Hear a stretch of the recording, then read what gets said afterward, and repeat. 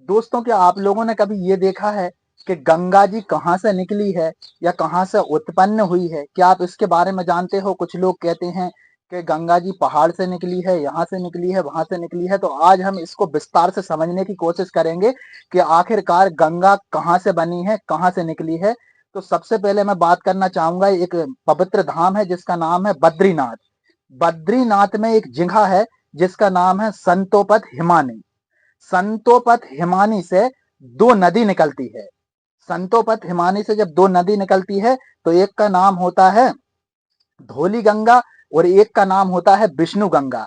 जब ये दो नदी बराबर की नदी होती है और एक तरफ से ये धौली गंगा निकलती है और एक तरफ से विष्णु गंगा निकलती है, और जब ये दो नदी जिनकी गहराई जब बराबर होती है और दो नदी एक जगह आकर मिलती है तो उस नदी का नाम बदल जाता है। अब ये जो नदी है वो दोनों आके कहाँ पे मिलती है? विष्णु पराग में। विष्णु पराग में जब ये दोनों नदी आके मिलती है तो यहाँ पे नदी का नाम बदल जाता है।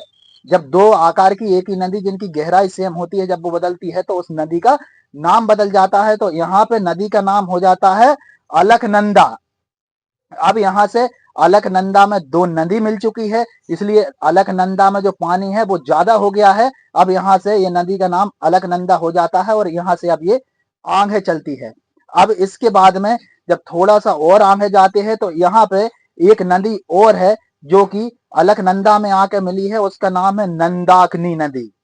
नंदाकिनी नदी जब वहां से निकल के आती है, फिर जब इस नदी में आके मिलती है तो नंदाकिनी नदी की जो गहराई है वो कम है और अलकनंदा की जो गहराई है वो बहुत ज्यादा है। तो नंदाकिनी नदी जो होती है वो आके यहाँ पे समाप्त हो जाती है और यहाँ से फिर अलकनंदा शुरू हो जाता है। और इसे हम क्या नाम से जानेंगे? ये होता है जब एक नदी किसी दूसरी नदी से मिलती है तो हम उसे क्या कहते हैं? पराग कहते हैं।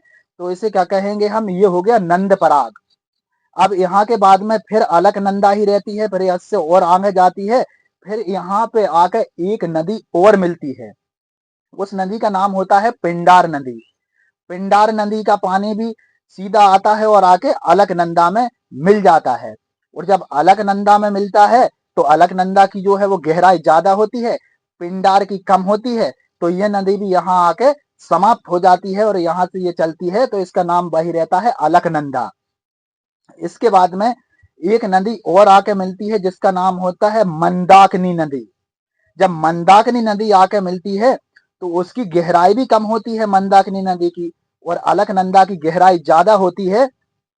तो ये नदी भी आके अलकनंदा में मिल जाती है और यहाँ से जो नदी चलती है उसका नाम भी अलकनंदा ही रहता है। इसके बाद में फिर एक नदी और मिलती है जिसका नाम होता है भागीरथी नदी। जब भागीरथी नदी मिलती है तो अलकनंदा की गहराई जितनी है उतनी ही गहराई भागीरथी नदी की भी है। और दो बराबर की नदी जब एक दूसरी नदी से मिलती है तो वहां पे उसका नाम बदला जाता है। और जब ये भागीरथी नदी यहाँ पे आके मिलती है तो यहाँ से इस नदी का नाम बदल के हो जाता है क्या? गंगा। तो इसे हम क्या कहेंगे? देव पराग। अब ये पंच पराग हो गए। पंच पराग कैसे? सबसे पहले दो नदी मिली थी, उन्हें हमने कहा विष्णु पराग। फिर नंदाकिनी नदी मिली तो हमने उसे कहा नंद पराग। फिर उसके बाद में पिंडार नदी मिली तो हमने उसे क्या कहा? कर्ण पराग। इसके बाद में मंदाकिनी नदी मिली, उसे हमने क्या कहा? रुद्र पराग।